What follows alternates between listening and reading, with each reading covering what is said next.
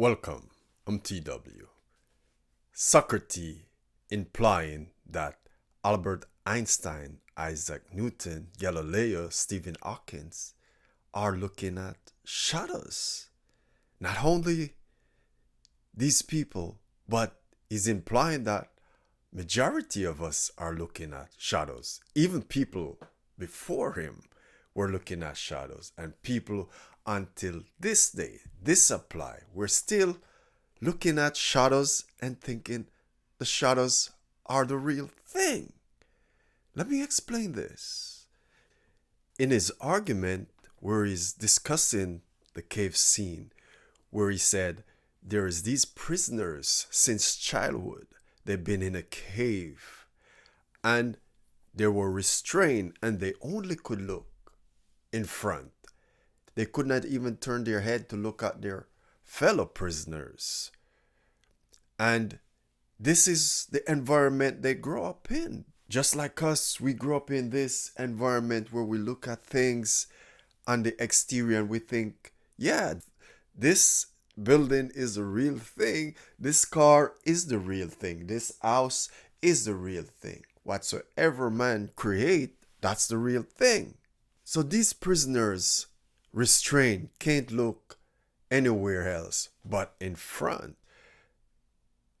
Behind these prisoners, at the mouth, the entrance of the cave, there's like a veil, and beyond that there's a fire, there's a source of light, and between the fire and the entrance of the gate there's a road crossing, and on this road all kind of people passing by with objects, some made out of whatsoever material there is, and some of them are talking and some are not talking.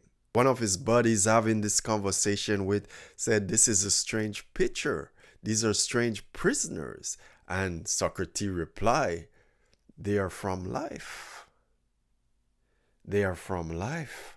Then he went on to say, could these prisoners see anything else except but the shadows of the objects because of the light, the fire coming through the veil into the cave? Could they see anything else but the shadows that were projecting inside the cave? The answer to that is no, because remember, they're restrained. They only could look straight ahead on the wall opposite, in front of where they are. And the echo of the sound in the cave from those that are speaking were passing by. Wouldn't they believe that the shadow attached to this sound was the real thing? That's what they would take as real, because that's only what they could see because of the condition that they're in. They could not turn around because they're restrained. Look at our situation. We see what's happening in front of our eyes on the exterior, and we go through our life looking on the exterior, I'll say majority of the time. Not a lot of people ever turn around and to look within them to see exactly what's happening. There's like a veil covering behind the scene where you can't see even the thought. We don't recognize that there's a thought that's producing things within us and bringing things into existence.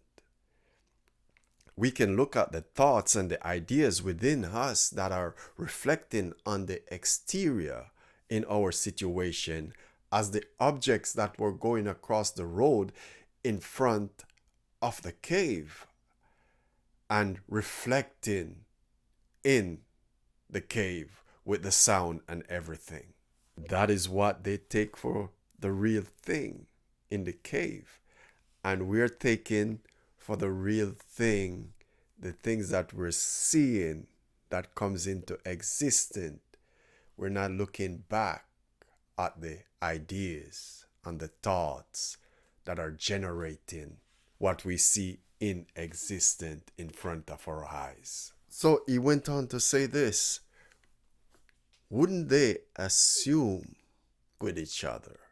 Would not they all come to agreement that the shadows that are reflecting on the wall because of the fire or whatsoever source of light on the outside was the real thing? The answer would be yes, because that's all they know. They know nothing else. That's the condition they grew up in. That's all they see all their life up until that point. He went on to say, think what would happen naturally if their bonds were broken and they were cured of their illusion, and one of them should turn around and start moving towards the light, start crawling out of the cave.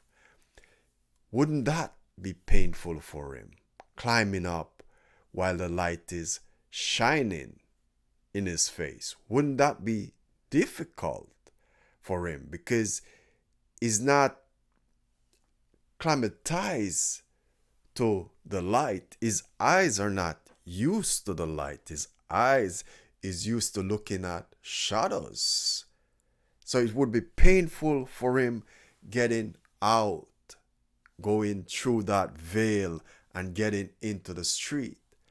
And when he get up and he start looking around, would not it be difficult for him to figure out what is what? Because his eyesight is not adjusted to the situation. And if somebody should point out to him that what he was seeing in the cave was empty nonsense, and these things that he's looking at now was the real thing, then he would be confused, because he could not see properly what these things, because his eyesight is not adjusted, it's not climatized to the upper world or the outer world outside of the cave. We can compare this with our situation when we start looking deep within ourselves. When we just start, then it's kind of difficult to see the thoughts. It takes time for us to catch the thoughts in motion within us.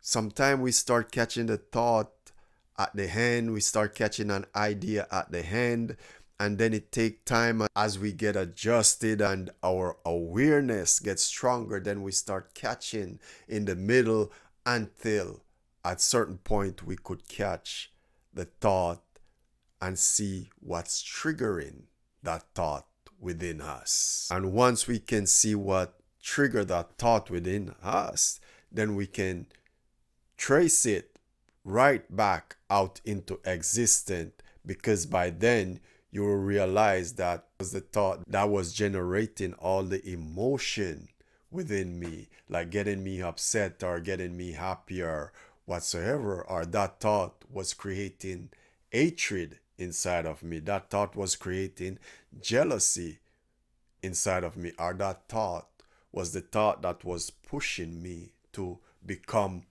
whatsoever profession I become, or whatsoever cruelty I commit in the outside world. You can see the play within yourself when you become fully aware. When you just start to come into awareness, then it's kind of difficult for you to see. It's like the prisoner just coming out of the cave. His eyesight is not adjusted. So it's difficult for him to figure out what kind of objects are this crossing on the road. And if someone should force him to look at these things while his eyes is not adjusted to the light, wouldn't it be difficult, and wouldn't he rather look at the shadows that he's used to? Wouldn't he want to turn away from looking at what's real because he cannot see it clearly? He would rather to look at the shadows than looking at what's real. But now, eventually, his eyes get adjusted while he starts spending time in the upper world, while he's spending time on the outside of the cave. His eyes, his vision become much clearer, and he can see the objects for what they are. He can see that there are statues, whatsoever, there's animal, whatsoever it is. He's looking at it and seeing that these are the real thing. And these were the thing passing by, and because of the light it was reflecting, the light was projecting these things inside the cave.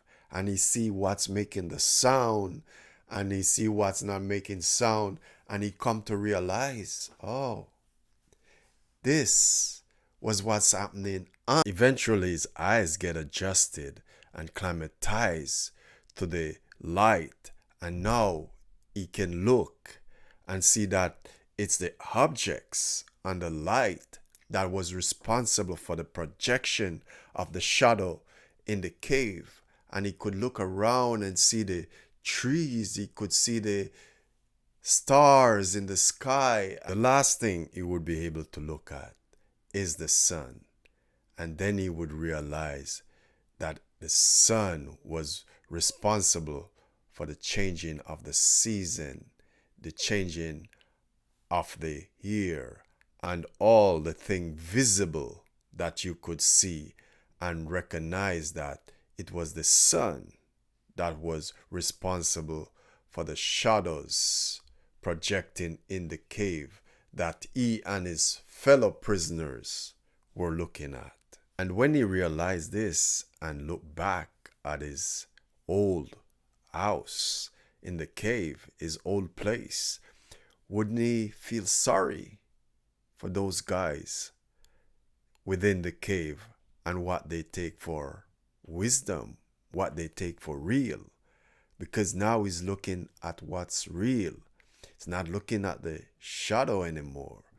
Wouldn't he feel sorry for these guys, realizing that what they take for real is an illusion, the shadows? And back in the cave, there's a certain amount of prizes to be won, honor and glory for those with good eyesight who could say when the shadows were passing by. What kind of shadow? There would be people studying the shadow in the cave and saying what time this shadow and what sound is associated with this shadow and what the movement of the shadows are. Do you see any similarity here with us? When we're looking at the stars in the skies, and we're looking at the planet itself, and we're looking at different galaxies, and we're looking and seeing the movement, and we have great scientists trying to figure out what's happening and making calculation. Is Socrates implying that people like Albert Einstein and Isaac Newton, Galileo, and these people are looking at shadows? Because he's describing this cave scene where people are getting prized because the greatest scientists here, I think we get the Nobel Prize, and in whatsoever field that these researchers are in, there's prize to be won here by people studying the things that we see out. But we're not looking at what bring these things into existence. Now by accident, sometime we'll see that this affect this, but we're just looking and studying things. Here we're living on a planet sailing through space, like a spaceship, going thousands of miles per hour. And we think that this is just by coincidence why this is happening. And you look around, it's been happening for millions of years. This planet with the sun and the other planets around, and this galaxy sailing through space. And we think there's nothing behind this. This is a coincidence. We're not looking at the real cause, what bring these things into existence. And Socrates saying, we are looking at shadows in this sense and thinking that what we're seeing with our naked eyes right in front of us are the real thing. But his argument here is saying that the real thing is the things that are in the upper world, the things that are behind the scene, the things that are making things visible on the exterior, the things that are reflecting on the exterior, just like how the objects crossing on the road in front of the cave is reflecting in the cave, like the earth, the galaxy is a reflection of something. And what that something is, we're still debating that. And Socrates is saying that thing that's causing that reflection is the real thing. It is the light. It is the sun. And this is a metaphor. Then he went on to say this. Would he, seeing the condition in the cave, would he be jealous or envy of the prize that these people were winning and the honor and the glory that goes with it? Would he be envious of these people who are looking at the shadows and thinking the shadows are real and gaining all this honor and gaining all this glory and gaining all this prize? Would he care much about these things? And if he should go back down and take up his old seat within there, while he's going back down, wouldn't it be difficult for him? Because his eyes got to get adjusted to the darkness of the cave again. And if by time he go back down and take up his old seat, there is question and they got to argue about what is justice and what is not justice and what is real. If he got to argue in the court, wouldn't it be difficult for him because his eyes are not adjusted to the darkness in the cave? So before that, he would have problem defending himself. And if anyone should try and lead anyone out of the cave, then they would try to get rid of him, because they would say, look, this fellow, he went up and he come back down with his eyes ruined because he can't see. He's stumbling in the dark because up there is bright, in the cave there's not much light. So they will say he come back down with his eyes ruined. And if anyone should try to take them up, then if they could lay hand on him, they would get rid of him. And that's exactly what they did with him. That's crazy. That's exactly what they did with him, because he went up and he see what's there and he come back down and he's arguing. Same thing. Yeah. We know what happened to Socrates. And we know what happened to JC too. He went up and he come back down and he's arguing. And so you gotta be careful. Gotta be careful. Gotta be careful. Remember, to bring some clarity and some awareness into your creative space. 10 to 12 deep breath can get you started. Like, please, thumbs up, subscribe, leave your comment below. Blessing be with you always. Thanks for dropping by. Peace out.